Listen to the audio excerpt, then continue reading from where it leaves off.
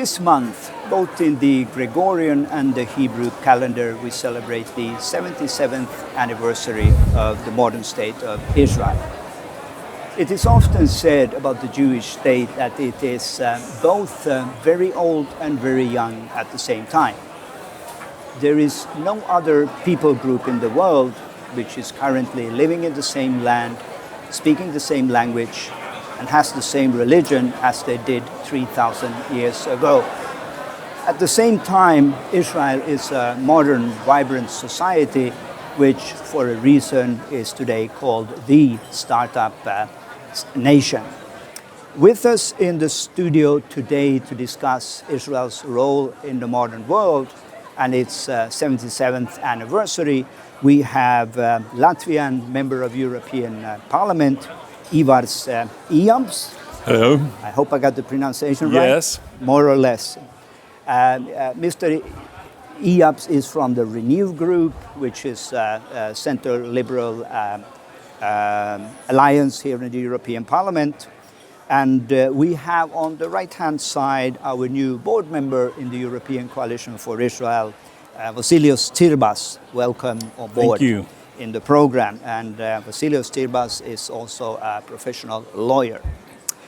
My name is Tomas Sandell. I am the founding director of the European Coalition for Israel, and this is the European Report. Mr. Ijabs, if we start with you, Latvia had once a vibrant Jewish community. And there are many famous Israelis and Jews around the world who come from Latvia. I think of ECI Berlin as an example. How would you characterize the relations between Latvia and Israel today as Israel is celebrating its 77th birthday? Thank you very much for that question. Latvia still has a very vibrant and active Jewish community, which I have always the pleasure to cooperate with in many different contexts. But as for the relations, Israel is a friend, ally, and an important partner in many ways. There are many commonalities between the Republic of Latvia and the State of Israel because, we are all located in a very complicated geopolitical situation. And from that perspective, Latvia has a lot to learn from Israel because it has been surviving and flourishing all those 77 years in a very complicated geopolitical environment, which is still there. And in terms of protection, in terms of civil protection, but also in terms of vibrant pluralistic democracy to be preserved in such turbulent times. Also, what you just mentioned about the startup nations, there is a lot to learn from the State of Israel, and that's why we are maintaining active relations with the State of Israel and, of course, observing what's happening right now in the world, especially with the newly incoming U.S. administration, which causes a lot of, let's say, reflections all over the world. Of course, as a Finn, I can relate to the situation of Latvia, and we could have a separate program to discuss that, and obviously the challenges that we face from our eastern border and ongoing war in Ukraine, but that will be for another program. Mr. Tsirmpas, Vassilios, if it's true for Latvia that they have a very rich Jewish history, this is of course particularly true also for Greece. And you are a new board member, as I mentioned, of European Coalition for Israel, also meaning that you have had an interest in these issues for many years. Can you tell us, first of all, why you, as a Greek person, would be interested in Jewish issues and the situation for Israel? And can you also perhaps tell us a little bit about the Jewish community in Greece today and relations between Greece and Israel? Well, thank you also for the opportunity, and in many ways I concur with what we already heard. But as far as the Greek perspective, we go back many thousands of years. Actually, I was just thinking that nowadays the famous Cycladic islands, Mykonos, Santorini, very close to them is an ancient sacred for the ancient Greeks island called Delos, and on that sacred site there are the remnants of an ancient synagogue. So that really goes back, and of course if we read about even the Babylonian captivity, they say that a number of Jews came to Greece, so of course we go way back in history. And now, jumping forward, the dramatic events during the Nazi occupation in many ways became a very negative and traumatic highlight, where basically the Jewish population was depleted and was taken to concentration camps. They were exterminated. There was a slight difference of treatment as to the southern part of Greece versus to the northern part of Greece. A lot of more opportunities in the southern part of Greece for Jews to be rescued and to be hidden, or to even find ways to still remain away from the Nazi danger. But all this to say that this history had its highs and it had its lows. Nowadays, there is a great relationship between the government of Greece and the government of Israel, the state of Israel and the state of Greece.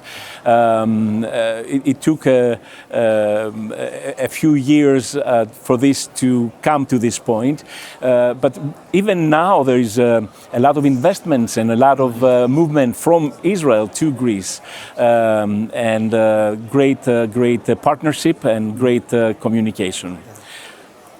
You mentioned, Vassilios, before we came into the studio, you had a special experience only yesterday relating to civil society and some of the problems that Israelis are facing in Europe today, including in Greece. Would you like to share Of course. I mean, and unfortunately, this is only a very small example of what happens not only in Greece, but pretty much everywhere.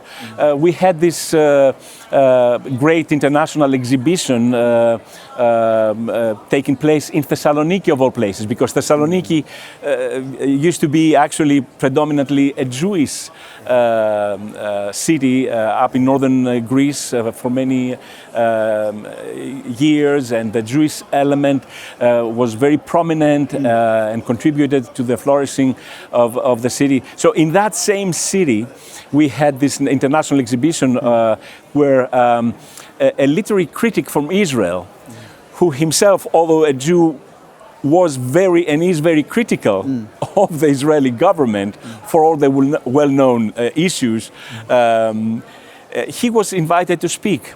And suddenly we had a huge number of demonstrators that stormed into the event, an event that was an official event with Palestinian flags, and which really led to the people who were organizing this to actually stop everything for reasons of safety and of reasons, and it's really a schizophrenic type of situation for demonstrators to come and block an event where actually a free thinker who happens to be a Jew is invited to speak, which is an indication of what we are experiencing. Exactly, and in Latvia, my experience, maybe it's not completely right, my perception is that in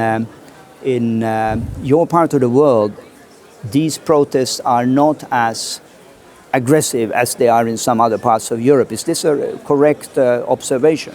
Yes, and I have to say that in my own country, I think in terms of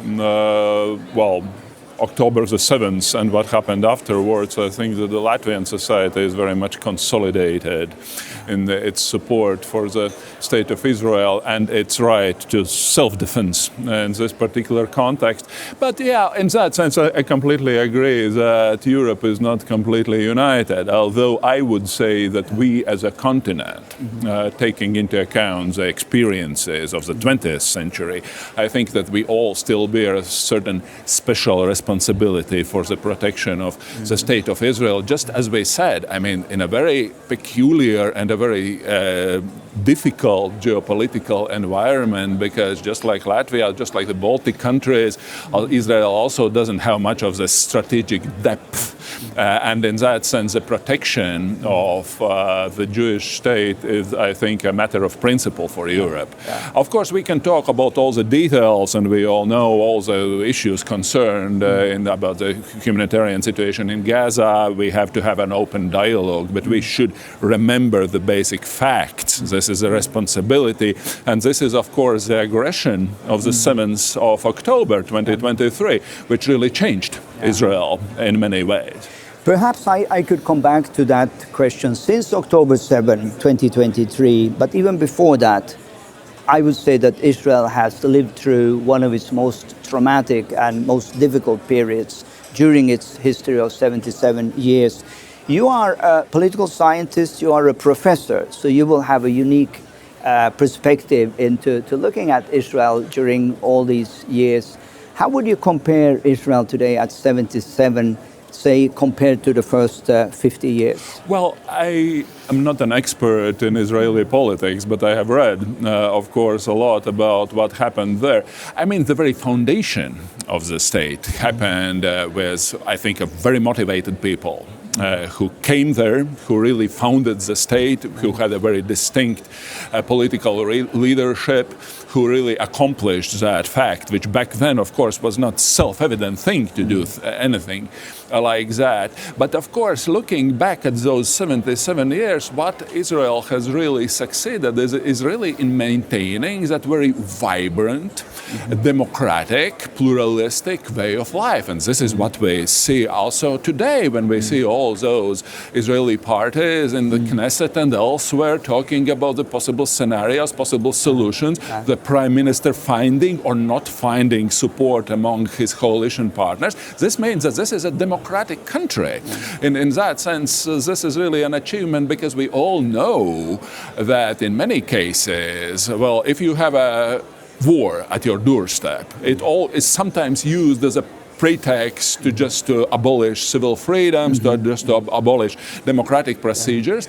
Israel has succeeded in not doing that, and that's why it's always so extremely interesting to follow that political process over there, although, just as I said, I'm not an expert in that, but this is a democratic country. Yeah, no, I think that's a very, very good point to say that even going through this very traumatic experience, that they have preserved their openness, which sometimes is very messy, but that's what democracy is all about. Vassilios, I mentioned earlier that you are a lawyer by profession. I know you've done a lot of work when it comes to religious freedom.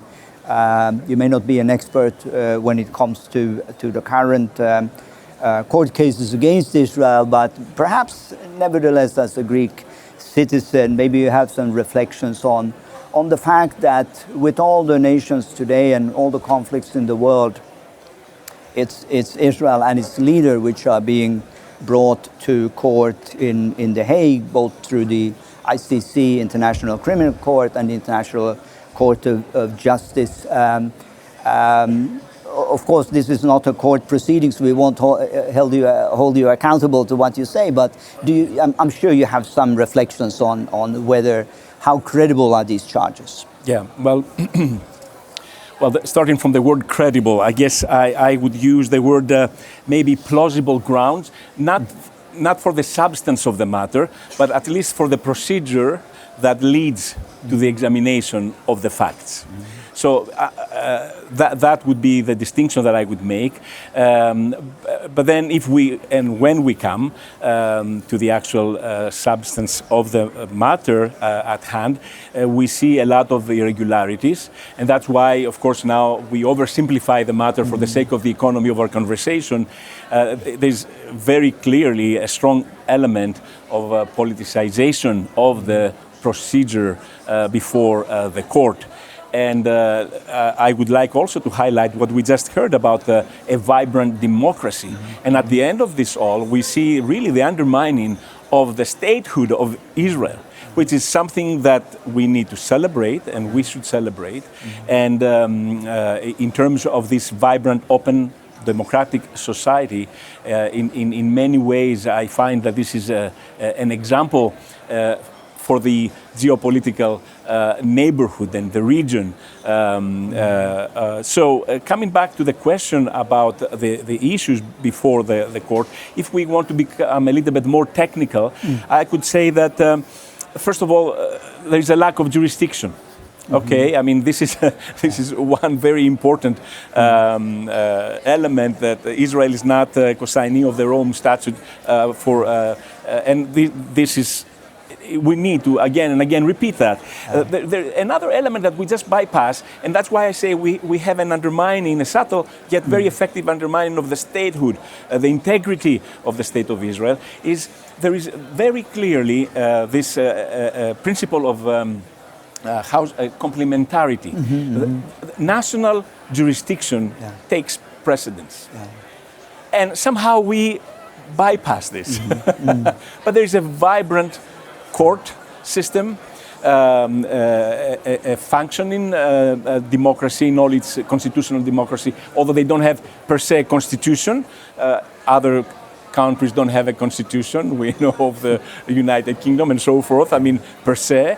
But it is a vibrant court system. And this is another element that is being bypassed. Now, as far as the facts and the actual matter of the, we may even are in a position to speak of false information. Because, okay, it's one thing for somebody at the procedural level to accept a claim.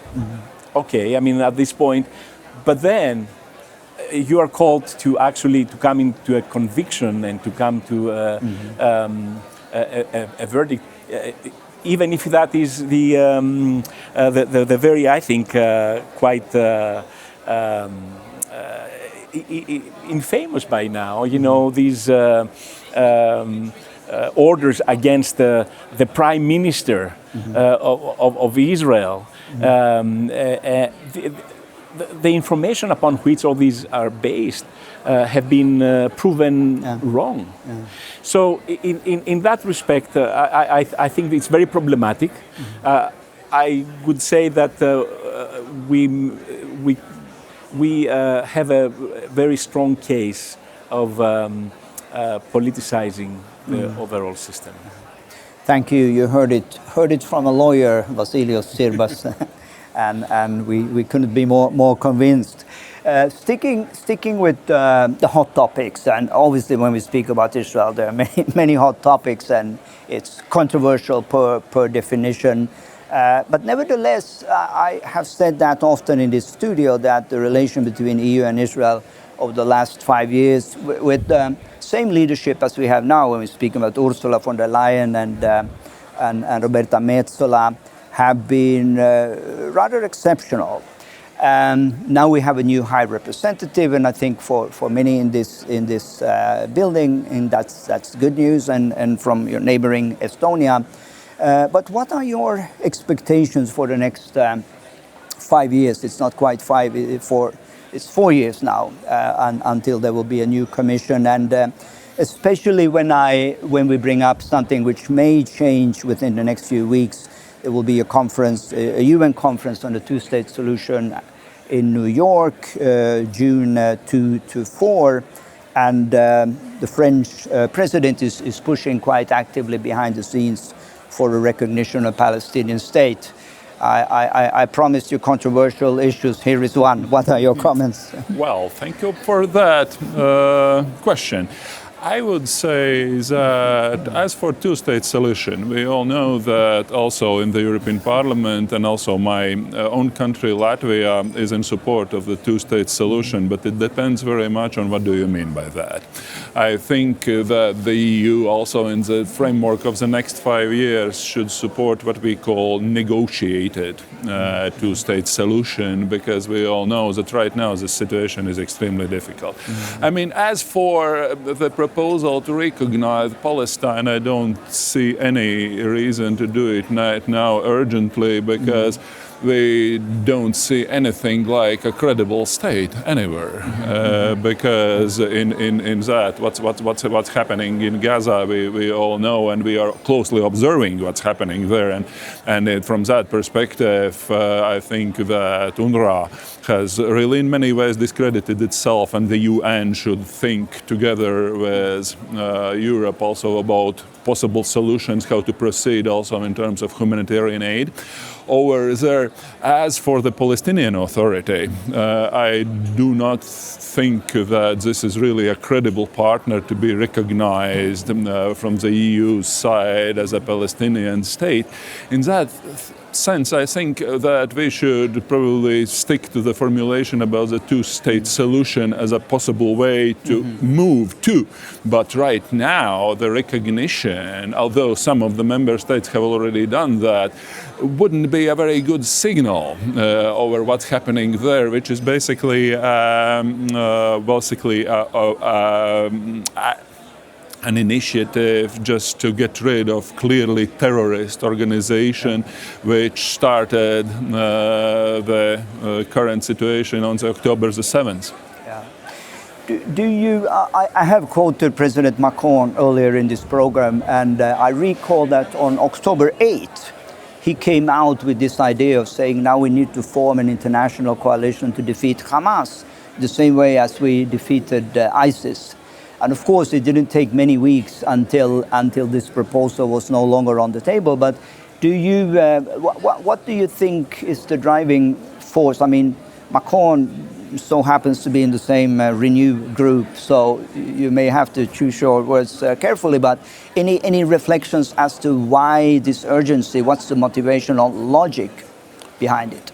Well, I think that there is a legitimate worries about the humanitarian situation, and since we are living in this widely mediatized world where everything is observing what's happening there, of course this causes also certain repercussions in the member states, which is to my mind okay, and so on and so forth, but at the same time we should stick to the basics. As for what has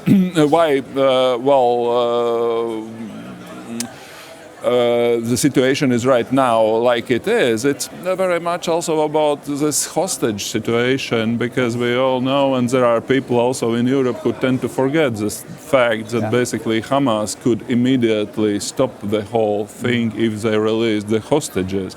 We really appreciate that gentleman was released yesterday, but there are also more than 50 hostages still in captivity. And in that sense, I think this should be the primary topic to accentuate when dealing about the European attitudes right now. But, well, I think that the West should remain united. I think that along with Macron and other colleagues, I think that the incoming US administration is also an important player, and that's why I think that we should have a common attitude and a common policy. Yeah. And maybe we can also add that the Renew group plays a very significant role now with the High Representative being from your party group, being from neighboring Estonia. And I think that Kaja Kallas is doing a good job, and in that sense, I think that she is going to raise the profile of the very office of the High Representative. Yes. Vassilios Tsirmpas, we have just a few minutes left, and I'd like to give you and our distinguished member of European Parliament an opportunity to send a greeting to Israel at 77. If this would be, and I hope the President is watching the program, what would you say to Israel at 77? What are your words of encouragement or hope for the future? There are many ways to approach that. Many things come to my mind. I would just choose one. What we enjoy at the roots of it as a civilization is the Judeo-Christian values. And there is a lot of inspiration that we find from the Jewish prophets, even nowadays, even more so. And one of the very significant truths I find and read there is that Israel is an inspiration for peace and law and justice for the nations. So my wish would be for Israel to long live and be on its way to the fulfillment of that mission. Fantastic. Israel can serve as a role model for many European countries right now in terms of its strengths, in terms of its realistic and at the same time very value-based attitude towards policies. And my wish would be just remember that Europe stands with Israel, Europe has to stand with Israel, and only together as a Western world, also based on the Judeo-Christian values, we can be strong and united. Fantastic. There, President Herzog, you heard from your friends in the European Parliament here in Brussels that we continue to stand with the Jewish state. We know that the Jewish people are resilient. They've been along for the last 3,000 years, and you will be along here for many, many hundred years to come. And with these words, I want to thank you again for taking part in the program. I want to thank our viewers. This has been another edition of the European Report, and you will be able to watch us again next month here from the studio in the European Parliament in Brussels.